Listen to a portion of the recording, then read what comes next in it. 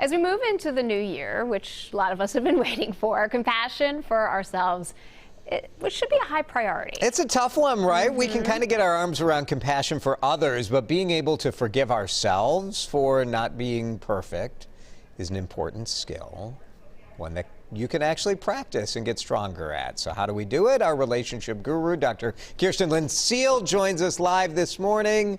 Oh, self-compassion is something that I know you talk about a lot in your practice, and it's tough, isn't it? It's really hard. We tend to be so hard on ourselves. And this is something that's so interesting. You know, the research is pretty clear that the more self-compassion we actually can practice for ourselves, actually the more compassion we can have for others, which may seem really counterintuitive, but in fact, that's a really clear research finding. So how do we do it? How do we cultivate it? How do we cultivate it? So the first thing, of course, is understanding that it's something that we should be practicing, right? And then sort of going back to something we talked about, I think, in the last segment, it was this idea that if we are doing sort of small congratulatory, you know, sort of ways of speaking to ourselves. So, for example, we made it to 2021, hooray. So just being grateful and thankful for that and feeling like, look, this is something that we've done. The next, another way that is really helpful to cultivate self-compassion is to consider our common humanity. And a very simple way of doing this is imagining if there's something you're beating yourself up about and you can't let go and you just are like, why did I do that? Or I can't believe I did that. Or why didn't I do that?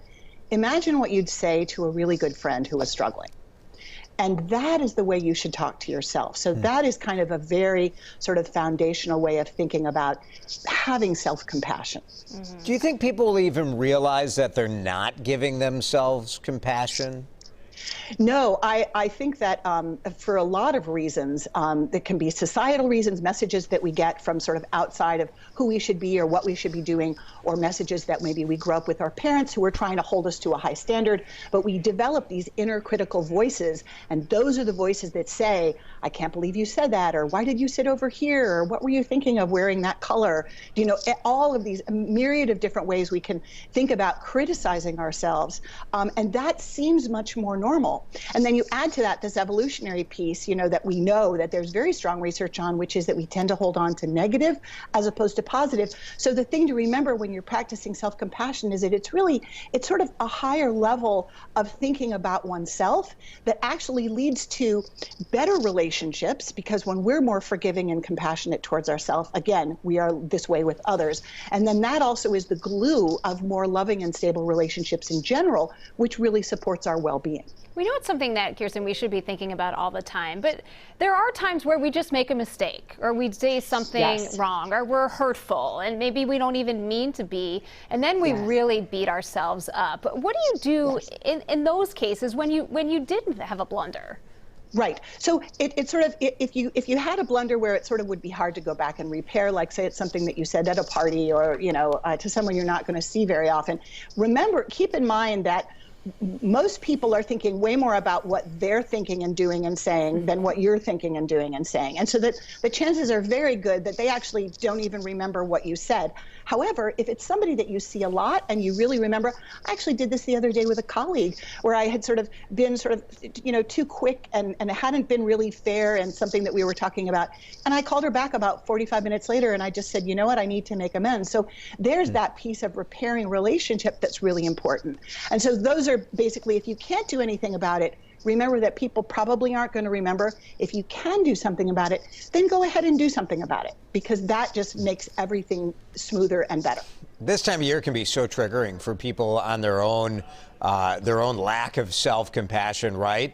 You're supposed to be like making weight loss and exercise resolutions, and it's dry January, and 2021 is supposed to be so much better than 2020. Get your finances in order. All of this stuff. It's a lot of pressure. It's a lot of pressure. And what I say is at the very bottom of everything, you really want to try to be gentle with yourself, because we have so much pressure. And this is something we've, of course, been talking about since the lockdown in March, right? Yeah. This really difficult place we've been in as a country, as a globe, frankly, but certainly as a country. And so the more pressure you put on yourself, this is when people tend to feel paralyzed and stuck and unable to move, and it's hard to get out of bed. I mean, again, the research on sort of mental health issues like anxiety and depression rising, really in a significant amount over the last 9 months is pretty clear. So be gentle with yourself. Be forgiving, work on having self-compassion. Kirsten Neff is a great researcher to look up. She has a website called SelfCompassion.org. A lot of great resources there for folks. Cool. Kirsten, thank you. We can send you to some of those resources. If you go to WCCO.com/links, here's the website that we were just talking about. Lots of tools to help you cultivate that self-compassion